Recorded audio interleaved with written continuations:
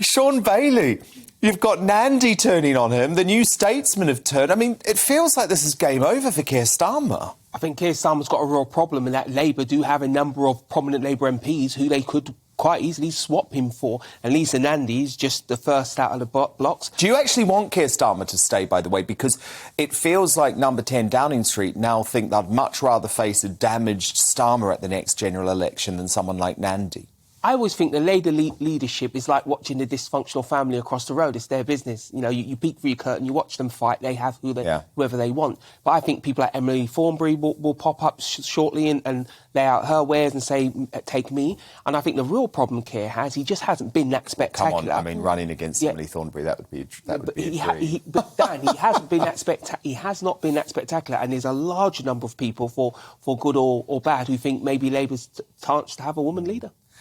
Amy Nicole, are you still backing your old friend Keir Starmer? You still think he's going to be a great Prime Minister? You know what, he could be my old friend, because I found out we both went to the same university, which I'm sure the viewers will be like, that explains a lot then. I think he's a little bit older than you, just a little bit older than you. Oh, thank you, Sean. I think that, can I just say, I think the reason Beth Rigby didn't ask a question was because Keir Starmer didn't turn his own house into essentially the hacienda, and that's possibly why... he just went to a club instead. He just had a beer and a curry. Anyway, I can't understand why people have a problem with Keir Starmer, because I just... You just love him. You know what? I really do, because I see the inversion of Boris. I see someone with amazing integrity. The reason I think people... Are you joking after the past week? Can I tell you what he's lied about, Amy? Go on. So he lied about Angela Rayner being at the party.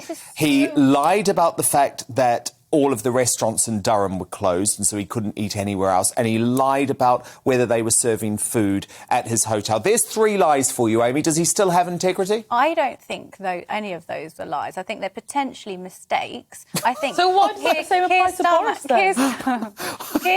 It's the definition of a lie. Oh, my goodness. Keir Starmer is somebody that doesn't speak without thinking, which is potentially why people accuse him of not having policies, because he thinks before he says anything, and he makes sure what he says is watertight, and he doesn't tell lies. And I think we have a problem in this country. I've just literally given you 3 lies. They're not lies. Dominic Samuels, I've literally just said 3 lies in the past week. This is the thing, and it's the inconsistency. Why, when it comes to Keir Starmer, is it an innocent mistake, but when it comes to Boris Johnson, it's a malicious lie? If you think that was just an innocent mistake, then you must also carry the same logic when it comes to Boris Johnson. Stands up in Parliament and says things like, people are earning more than ever before COVID. Like, that is a big lie. That is a lie that has... That is a lie. Beergate and Partygate, that's a type of lie that has an That's impact. not the same issue, That's a type of misleading lie that changes voters' opinions. And Labour's never massaged figures before? I think the problem with Keir Starmer is that he doesn't have this charisma. He's not a celebrity politician, which for some reason we feel like we need in this country. But someone who I do think could have the politician X factor, if we so require, is Wes Streeting. Oh, yes, everyone's getting very excited about Wes Streeting. Do you feel threatened by him, Sean Bailey?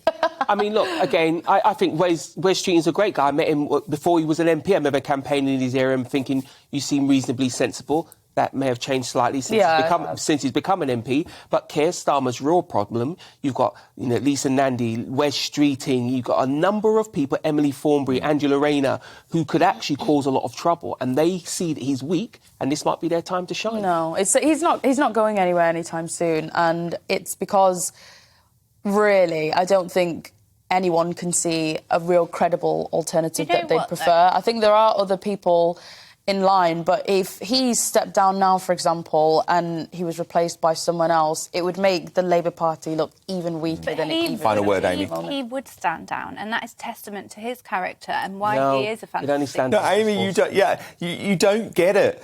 I could say the same to you many times. The Durham Constabulary have made it abundantly clear that they don't issue retrospective fixed penalty notices. So that's what I'm saying. He said something that he knows is not going to happen. If he'd said, if they say that I broke the rules, I will go, then maybe I would have a modicum of respect. Dan, man has dinner is not the gotcha that you think it is. Oh, well, it's interesting that you think man walks into room where birthday cake is left in Tupperware container between work meetings is the gotcha. Plus 300 other very, very relevant lies and mistruths that have affected this country incredibly negatively right now, over the past there is only a fixed penalty notice for the birthday cake.